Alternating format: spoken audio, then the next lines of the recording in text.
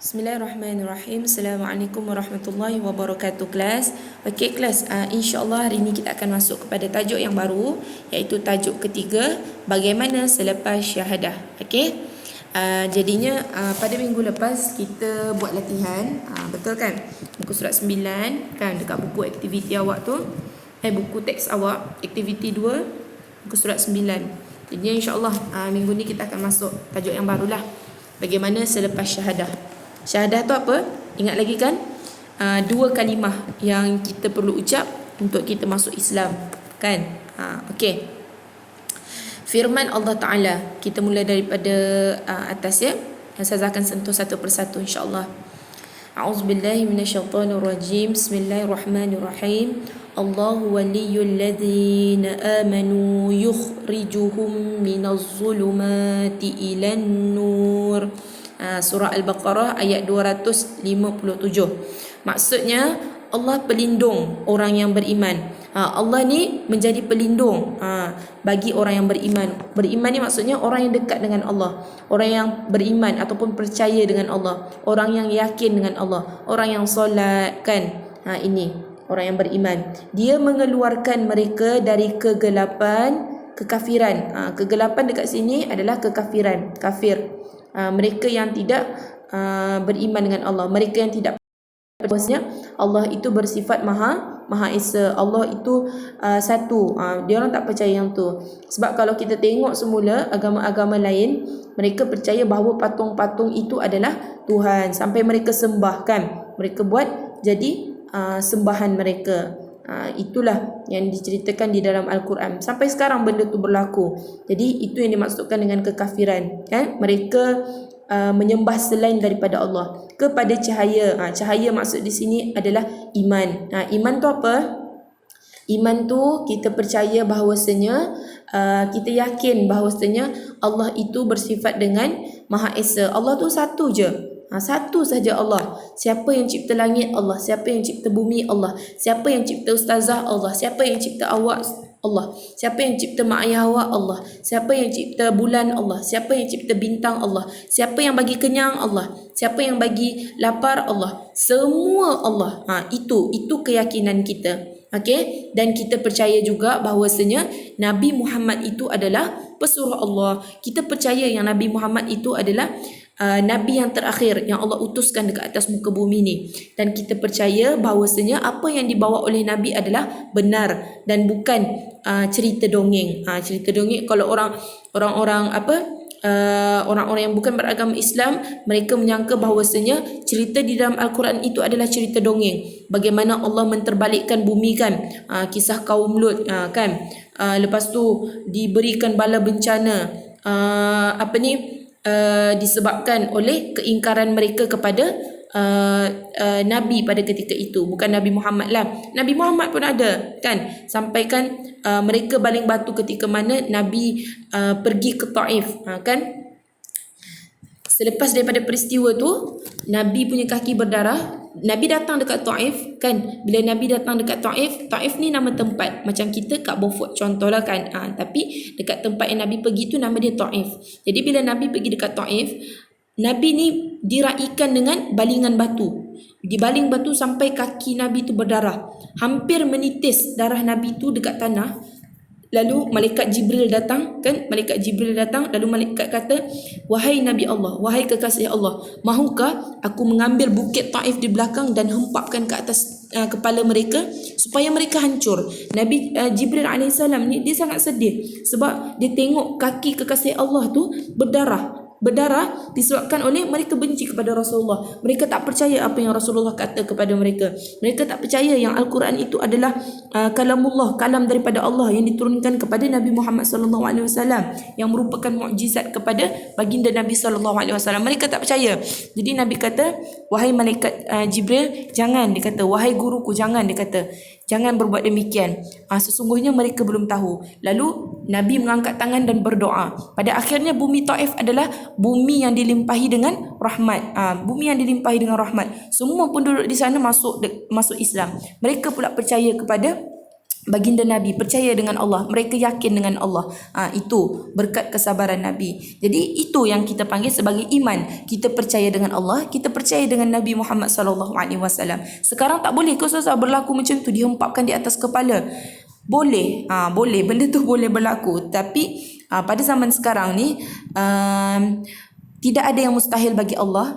Tetapi pada zaman dulu, apa sahaja doa mereka tu, apa yang diucapkan oleh mereka tu, Allah akan bayar cash. Allah akan bayar terus. Contoh kan, contoh pada zaman mereka bermaksiat kan, pada zaman Nabi Lut, mereka bermaksiat. Begitu juga zaman Nabi Musa alaihissalam, yang mana diperintahkan oleh Nabi Musa alaihissalam untuk menghentak tongkat dia ke lantai. Kemudian terbelahlah lautan tu kepada dua, dan dekat tengah-tengah tu kosong, tidak ada apa-apa, yang adanya tanah untuk dilalui oleh Nabi Musa dan kaum Nabi Musa alaihissalam. Tetapi pada akhirnya bila sampai Nabi Musa dekat penghujung laut sana, apa yang berlaku dekat Firaun yang mengingkari perintah Nabi Musa alaihissalam? Hancur, habis dihanyutkan oleh air tu. Air tu bercantum semula, daripada dibahagikan kepada dua sebab mujizat Nabi Musa alaihissalam. Laut tu bertembung, bertemu semula, kemudian hanyutlah semua mereka. Kan? Jadi itu. Jadi sekarang ni apa bentuk bala ketika kalau kita tak percaya kepada apa yang dibawa oleh baginda Nabi, Al-Quran, Iqra yang kita bacakan. Itu adalah mukjizat ataupun peninggalan Nabi sallallahu alaihi wasallam. Hadis Nabi, adab-adab, itu adalah peninggalan Nabi sallallahu alaihi wasallam. Kalau kita tak percaya apa yang dibawa oleh Nabi, adakah benda tu akan adakah Allah akan menimpakan balasan yang sama seperti mana zaman dahulu? Ada, ya. Contoh apa dia? Tsunami kan, selalu berlaku kan. Dekat Malaysia alhamdulillah lah tak ada. Tapi kalau kita tengok dekat Aceh, dekat Indonesia kan, negara jiran kita Indonesia, mereka ditimpa dengan bala bencana gempa bumi kan, baru-baru ni dekat Palu kan. Itu adalah iktibar yang kita boleh tengok, yang mana dekat Palu tu nama tempat lah, macam Beaufort, dekat Indonesia nama dia Palu, ada satu tempat nama dia Palu.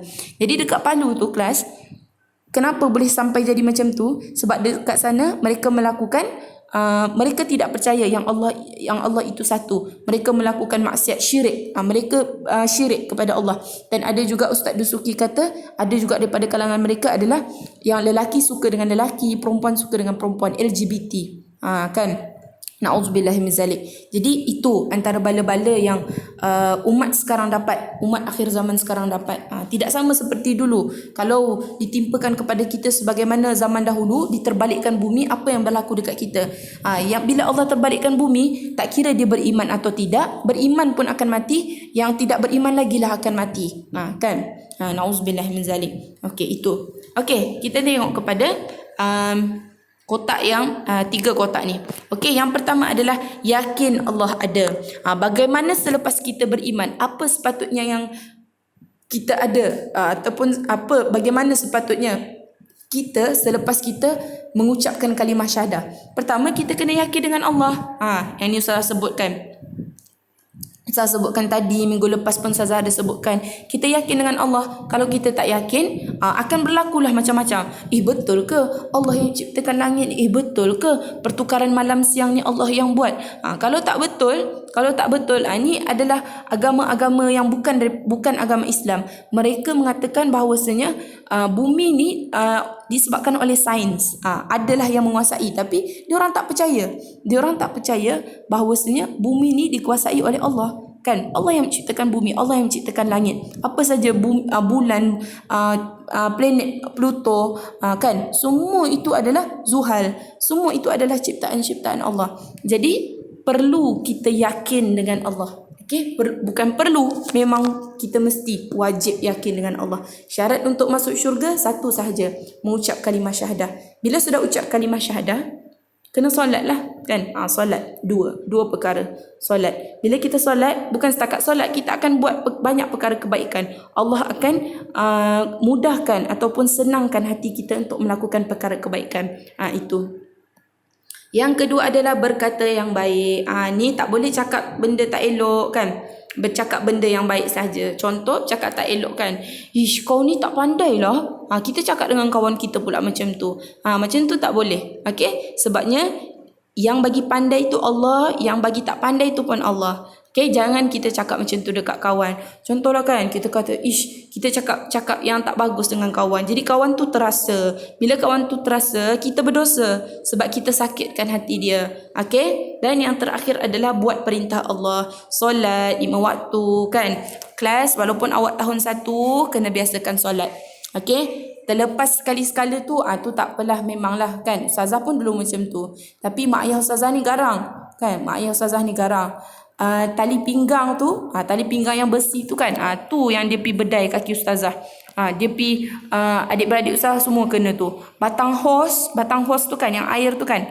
Batang hos tu yang warna kuning tu, itu pun sampai dekat kaki sebab tak solat kan. Itu. Lepas tu apa lagi tu? Rotan buluh tu kan, yang diperbuat daripada buluh tu, rotan tu, tu semua pernah hinggap dekat kaki ustazah sebab tak sembahyang. Tapi alhamdulillah jadi manusia, alhamdulillah kan. Jadinya buat perintah Allah. Yang tu baru mak ayah yang buat. Kalau Allah buat bukan setakat rotan macam tu. Allah bakar kita dengan api yang sangat panas. Okey, guru ustazah katakan, kalau nak tahu kan api tu panas, api neraka tu panas ke tak, cuba kita letak tangan kita dekat atas api. Tapi jangan buatlah. Jangan buat betul-betul. Sebab terkena minyak pun tangan kita dah melecur kan. Dah jadi gelembung. Lepas tu dalam tu ada air kan. Lepas tu jadi pedih kan. Itu baru sedikit. Belum lagi api yang betul-betul kena letak dekat atas tangan kita tu. Itu baru minyak. Api dekat neraka, dia lebih dahsyat daripada api dekat dunia. Api dekat neraka berwarna hitam. Api dekat dunia warna biru, warna oranye, warna merah. Itu saja kan. Warna kuning. Api dekat neraka berwarna hitam. Lagilah menakutkan. Na'udzubillah min zalik. Dan awak bayangkan, yang paling ringan siksaan dia dekat neraka adalah bapa saudara baginda Nabi SAW. Yang mana dipakaikan dari terompah. Terompah ni kita panggil selipar lah, ataupun kasut kan. Kasut tu diperbuat daripada api neraka. Awak tahu tak apa yang berlaku bila bapa saudara Nabi pakai terompah tu? Menggelegak otak dia. Pernah tak nampak air, mak kita masak air, lepas tu air tu bunyi menggelegak tu, yang macam ada buih-buih meletup-letup tu kan. Macam itulah otak penghuni neraka. Okey, na'udzubillah min zalik. Jadi bagi mengelakkan perkara macam tu, Nabi kata, maka buatlah perintah Allah. Okey. Ada satu, bila kita buat salah kan, ada satu yang membuatkan Allah terima semula kita, iaitu taubat. Okey. Solat taubat, istighfar kan, ada macam-macam jenis taubat. Ada istighfar, solat sunat taubat 2 rakaat, ada macam-macam. Minta maaf kan. Kita cakap kasar dengan mak ayah. Mama ni, kakak penat lah. Angkat kain sendiri. Tak naklah cuci pinggan. Malas kakak penat baru balik sekolah. Kan, sebenarnya mak kita lagi penat daripada kita kan, tapi mak kita buat je. Jadi cara untuk kita tak nak buat lagi perkara tu, tak nak melawan mak ayah, jadi kita buat macam mana? Kita minta maaf. Jadi itu pun salah satu daripada kita mengikut perintah Allah. Okey kelas, setakat itu saja. Alhamdulillah. Mudah-mudahan video ni dapat membantu awak sedikit sebanyak. Sekali lagi Ustazah minta maaf di atas kekurangan tak dapat nak buat Google Meet dengan awak. Okey, mudah-mudahan video ni membantu awak. Aku qauli hadza astaghfirullah wa lakum. Assalamualaikum warahmatullahi wabarakatuh.